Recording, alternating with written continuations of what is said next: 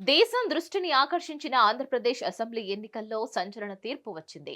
ఆంధ్రప్రదేశ్ ప్రజలు తమ ఓటుతో విలక్షణ తీర్పునిచ్చారు. 2019 ఎన్నికల్లో వైసీపీకి ప్రభంజనం ఇచ్చిన ఓటర్లు ఇప్పుడు అదే విధమైన తీర్పును టీడీపీ, జనసేన, బీజేపీ కూటమికి ఇచ్చారు. అయితే ఊహించని రీతిలో ప్రజలు తీర్పునివ్వడం యావత్ దేశాన్నే విస్మయానికి గురిచేసింది. భిన్నంగా ప్రజల తీర్పు ఉండడం యావత్ దేశాన్ని ఆకర్షించింది. అయితే చావు దెబ్బ తగలడం వెనకాల చాలా కారణాలు ఉన్నాయి.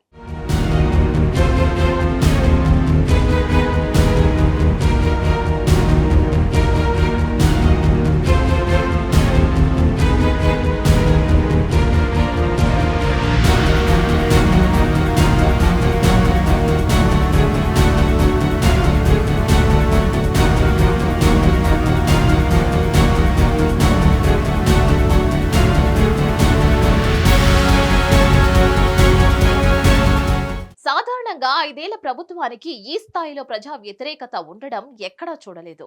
కనీసం ప్రతిపక్ష హోదా కూడా దక్కని ఫలితం రావడం చూస్తుంటే వైఎస్ఆర్ కాంగ్రెస్ పార్టీపై ప్రజల్లో ఎంతటి వ్యతిరేకత ఉందో తెలుస్తోంది. చావు దెబ్బ తగలడం వెనుక ప్రధాన కారణం మాజీ సీఎం జగన్ వైఖరి అని తెలుస్తోంది. జగన్ మొండి వైఖరి ఆ పార్టీని కొంప ముంచిందని తెలుస్తోంది. ఇదే కాకుండా పెద్ద ఎత్తున ఎమ్మెల్యేలపై ప్రజల్లో భారీ వ్యతిరేకత కూడా ఉంది. ఈ కారణం చేతనే జగన్ అనూహ్యంగా దాదాపు సగం మంది ఎమ్మెల్యేల అభ్యర్థులను మార్చేశారు. అభ్యర్థులను నమ్మకపోవడం ఇది ప్రజల్లో ఆలోచన తీసుకువచ్చింది.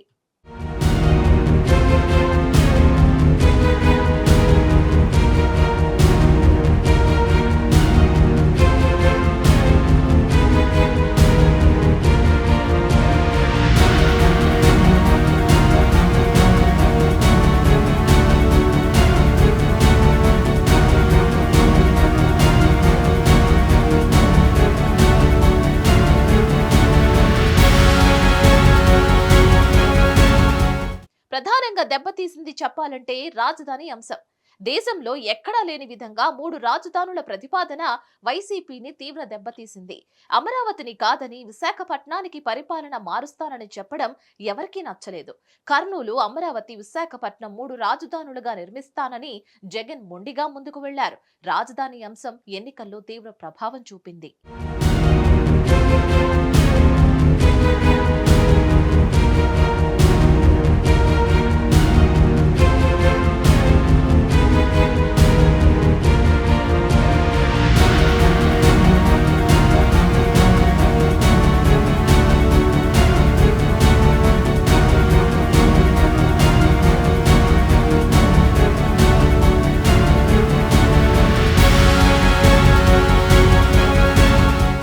నగదు బదిలీ 5 ఏళ్ల పరిపాలనలో జగన్ బటన్ నొక్కడమే చేశారు. వివిధ వర్గాల ప్రజలకు డబ్బులు పంచుతూ పరిపాలన చేశారు. అమ్మ ఒడి మొదలుకొని ఆటో డ్రైవర్లకు సహాయం వరకు అన్నింటా జగన్ నెలకో మారు డబ్బులు పంచుతూ కార్యక్రమం చేశారు. ఇది తీవ్రంగా దెబ్బతీసింది. తన పరిపాలన కాలంలో జగన్ అభివృద్ధిని విస్మరించారు. వైసీపీ పాలనలో ఏపీకి ఒక్కటంటే ఒక్క పరిశ్రమ కూడా రాలేదు. ఉన్న పరిశ్రమలు తెలంగాణతో పాటు ఇతర రాష్ట్రాలకు వెళ్లాయి. రాష్ట్రంలో అభివృద్ధి జాడా అనేదే కనిపించలేదు. అధికారంలోకి వచ్చాక జగన్ మౌలిక అవసరాలను పట్టించుకోలేదు. ఏపీలో ఉన్న రోడ్లపై దేశవ్యాప్తంగా చర్చ నడిచింది.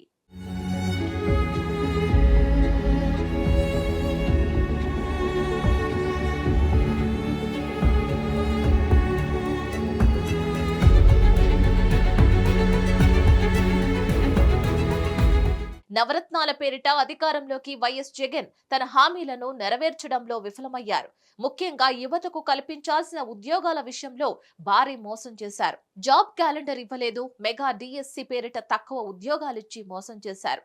ప్రభుత్వ ఉద్యోగాలు రాక ప్రైవేటు ఉద్యోగాలు చేద్దామంటే పరిశ్రమలు రాకపోవడంతో యువత జగన్ పై తీవ్ర ఆవేశంలో ఉన్నారు. యువత మొత్తం గంపగుత్తుగా కూటమికి ఓటు వేశారు.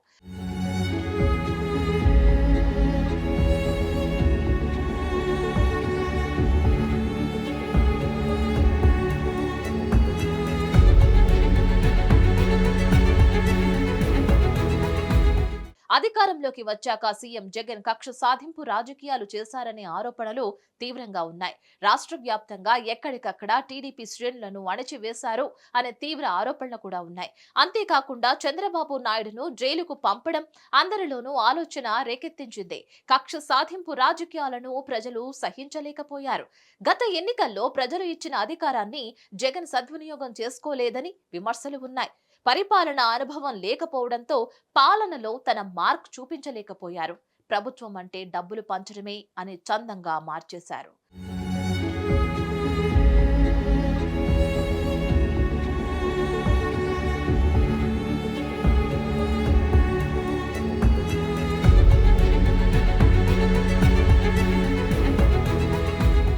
రాష్ట్రంపై ఒక అవగాహన లేకుండా పరిపాలన చేశారు. అధికారంలోకి వచ్చాక వైఎస్ కాంగ్రెస్ పార్టీకి ప్రాధాన్యం ఇవ్వలేదు. పార్టీల చుట్టూ కొంతమంది ఉండడంతో జగన్ పార్టీ శ్రేణులకు దూరమయ్యారు. జగన్ ను కావాలంటే ఆయన చుట్టూ ఉన్న పెద్ద తలకాయలు ఆంక్షలు విధించేవారు. ఎమ్మెల్యేలు మంత్రులకు కూడా స్వేచ్ఛ లేకుండా పోయింది. ఒక విధమైన అహంకారం, నియంతృత్వ వ్యవస్థ నడిచింది. అధికారంలోకి వచ్చాక పార్టీ శ్రేణులను ఏమాత్రం పట్టించుకోలేదు. పార్టీ కోసం కష్టపడిన వారికి అధికారంలోకి వచ్చాక ఎలాంటి పనులు చేసుకునే అవకాశం కల్పించలేదు.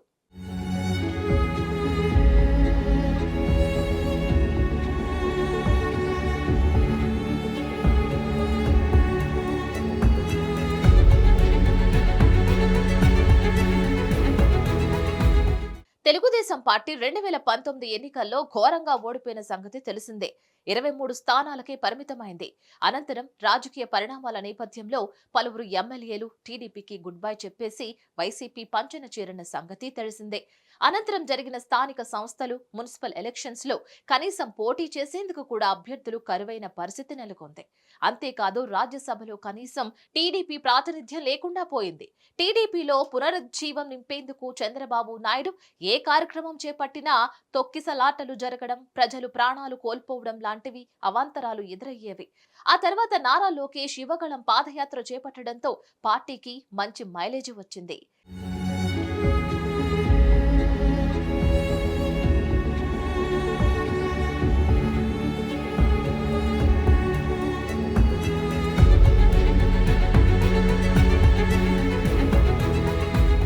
స్కిల్ డెవలప్మెంట్ స్కామ్ కేసులో చంద్రబాబు నాయుడును అరెస్టు చేయడం ఆ పార్టీకి ఎక్కడా లేని సానుభూతి వచ్చింది. టీడీపీ పరిస్థితి ఏమైపోతుందో అనుకునే సమయంలో పవన్ కళ్యాణ్ వచ్చి మద్దతు పలకడంతో టీడీపీ బతికి బట్టకట్టగలిగింది. చంద్రబాబు నాయుడు జైలు నుంచి విడుదలైన తర్వాత పవన్ కళ్యాణ్ తో కలిసి చేసిన రాజకీయం సక్సెస్ అయ్యింది.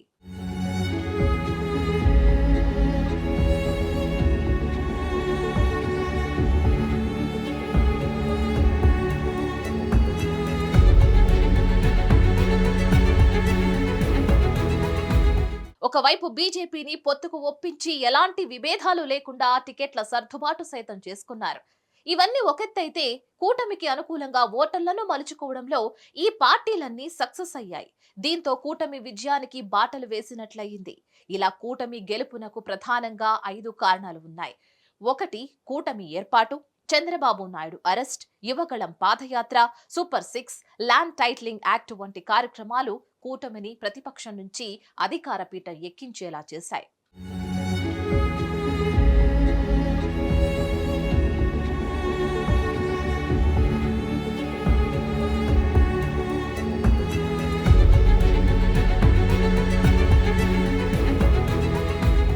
ఈ ఎన్నికల్లో కూటమి గెలుపొందింది అంటే అందుకు కారణం కూటమి పార్టీల్లోనే ఏకాభిప్రాయం. టీడీపీ కష్టకాలంలో ఉన్నప్పుడు పవన్ కళ్యాణ్ ఆ పార్టీకి మద్దతు ప్రకటించారు. వచ్చే ఎన్నికల్లో టీడీపీతో కలిసి ఎన్నికలకు వెళుతున్నారని తెగేసి చెప్పుకొచ్చారు. అప్పటికి కూడా బీజేపీ టీడీపీతో కలిసి వెళ్లేందుకు సిద్ధంగా లేదు. అయినప్పటికీ పవన్ కళ్యాణ్ కూటమి బాధ్యతలను తమ భుజస్కంధాలపై వేసుకొని కూటమి ఏర్పాటులో సక్సెస్ అయ్యారు.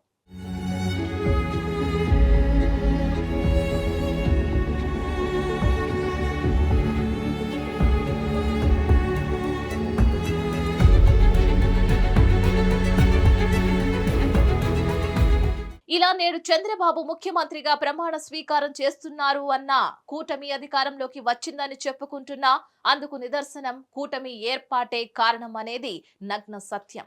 కూటమి ఏర్పాటవ్వడంతో పాటు అటు టీడీపీ, ఇటు జనసేన, మరోవైపు బీజేపీ 3 పార్టీలు కలిసి అడుగులు వేయడం, కలిసి ఎన్నికల ప్రచారం నిర్వహించడం, ప్రధాని నరేంద్ర మోదీతో సత్సంబంధాలు కలిగి ఉండడంతో ప్రజలు కూటమికి జై కొట్టారు అనడంలో ఎలాంటి సందేహం లేదు.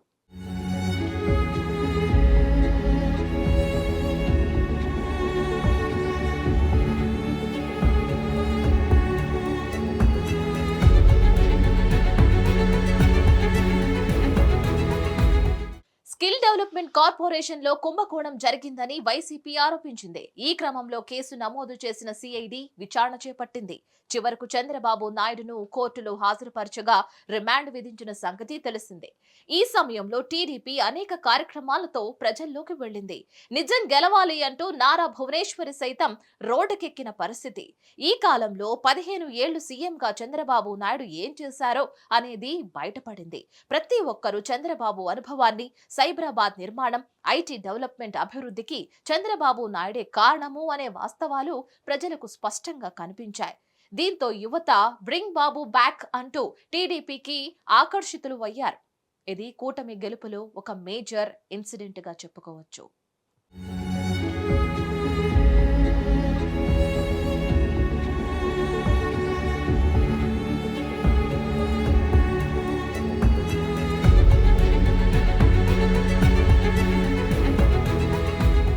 నారా లోకేష్ చేపట్టిన యువగళం పాదయాత్ర టీడీపీ యువతలో సరికొత్త ఉత్సాహాన్ని నింపింది. 27 జనవరి 2023న నారా లోకేష్ తన తండ్రి సొంత నియోజకవర్గమైన కుప్పం నుంచి ఈ పాదయాత్రను ప్రారంభించారు. ఈ పాదయాత్రలో పాల్గొనేందుకు వచ్చిన నందమూరి తారకరత్న కన్నుమూసిన సంగతి తెలిసిందే. అయినప్పటికీ మొక్కవోని దీక్షతో యువగళం నిర్వహించారు. ఈ యువగళం పాదయాత్రకు సైతం ఎన్నో అడ్డంకులు ఎదురయ్యాయి. అవాంతరాలు కూడా ఎదురయ్యాయి. రాళ్ల దాడులు జరిగాయి. అయినప్పటికీ లోకేష్ ఏ మాత్రం వెనకడుగు వేయకుండా యువతతో మమేకమవుతూ ముందుకు వెళ్లారు. ఈ ఉత్సాహమే పట్టభద్రుల ఎమ్మెల్సీ ఎన్నికల్లో టీడీపీ అభ్యర్థుల గెలుపునకు కలిసి వచ్చింది అనే చెప్పాలి.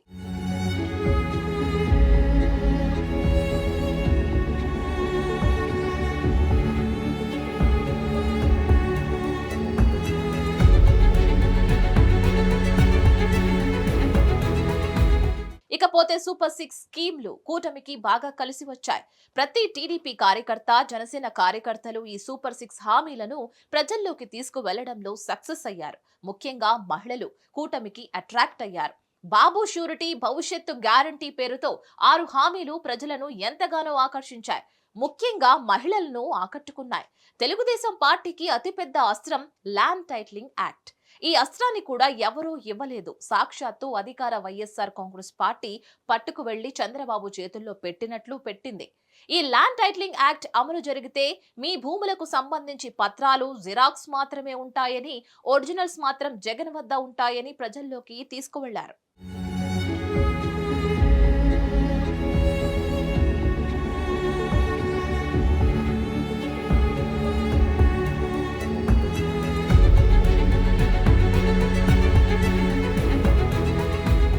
అంతేకాదు పట్టాదారు పాస్ పుస్తకంపై రాజముద్ర ఉండాలే కానీ జగన్ ముద్ర ఏంటని నిలదీశారు. వైసీపీ అధికారంలోకి వస్తే మీ భూములు మీ చేతుల్లో ఉండవు, జగన్ చేతుల్లోకి వెళ్లిపోతాయి, లోన్లు కూడా రావు అని ప్రజల్లోకి చంద్రబాబు నాయుడు తీసుకువెళ్లారు. ఇది నిజమని నమ్మిన ప్రజలు, చిన్న సన్నకారు రైతులు బాబోయ్ జగన్, బై బై జగన్ అంటూ ఓట్లు కూటమికి వేసి గెలిపించారు. కూటమిగా ఏర్పడి ఎన్నికల ప్రచారం చేస్తున్నప్పటికీ కూటమిలో ఏదో స్తబ్దత నెలకొంది. ఎప్పుడైతే ఈ ల్యాండ్ టైటిలింగ్ యాక్ట్ అనే అస్త్రం దొరికిందో ఇక ఆనాడే కూటమి గెలుపు దాదాపు ఖాయంగా మారింది.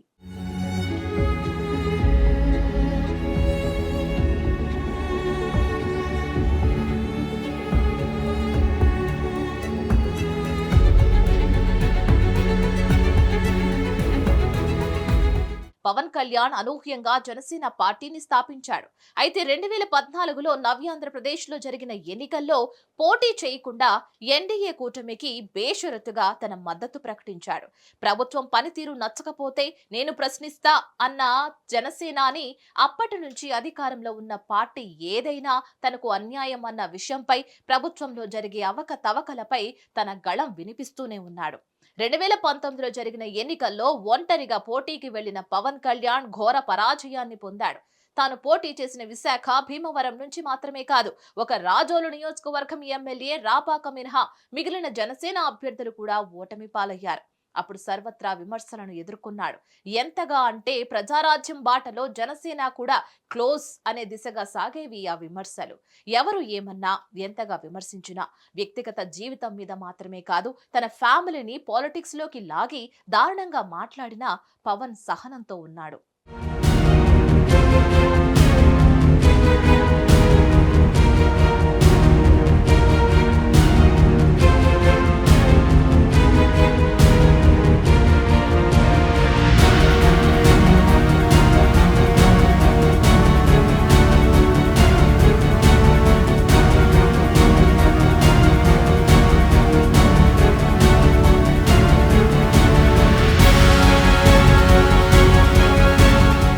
మాటలతో కాదు, చేతలతో సమాధానం చెప్పాలనే దిశగా అడుగులు వేశాడు.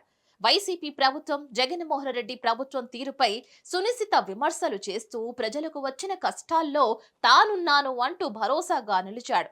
అన్నదాతలకు మాత్రమే కాదు, చేనేత కార్మికులకు, ఇలా బాధితులకు అండగా నిలిచాడు. తన సొంత డబ్బులను బాధిత కుటుంబాలకు ఇచ్చి అండగా నిలిచాడు. అంతేకాదు, ఏపీలో ఎన్నికల సమయం దగ్గర పడుతూ ఉండగా వైసీపీకి చెక్ పెట్టే విధంగా రాజకీయ చతురతను చాటుకున్నాడు. చంద్రబాబు నాయుడు జైల్లో ఉన్న సమయంలో పరామర్శకు వెళ్లిన పవన్ హఠాత్తుగా మీడియా ముందుకు వచ్చి ఎన్నికల్లో టీడీపీ, జనసేన కలిసి పోటీ చేస్తుందని ప్రకటించాడు.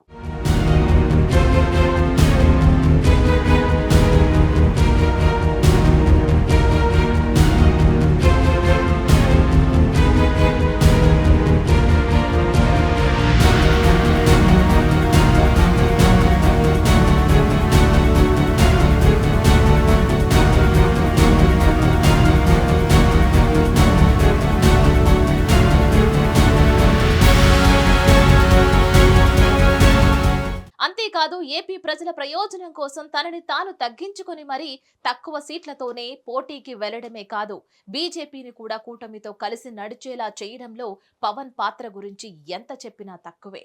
పిఠాపురం నుంచి బరిలోకి దిగిన పవన్ కళ్యాణ్ ను ఓడించడం కోసం అధికార వైసీపీ ప్రభుత్వం రాజకీయ ఉదండులను రంగంలోకి దింపింది. స్వయంగా సీఎం జగన్ వైసీపీ అభ్యర్థి వంగ గీతాను గెలిపిస్తే డిప్యూటీ సీఎం పదవిని ఇస్తానని కూడా ప్రకటించారు. అయినప్పటికీ పవన్ కళ్యాణ్ గెలుపు నల్లేరు మీద నడకలా సాగింది. పవన్ మీద అభిమానంతో మెగా హీరోలు మాత్రమే కాదు, అనేక మంది మేము సైతం అంటూ మద్దతు తెలిపారు.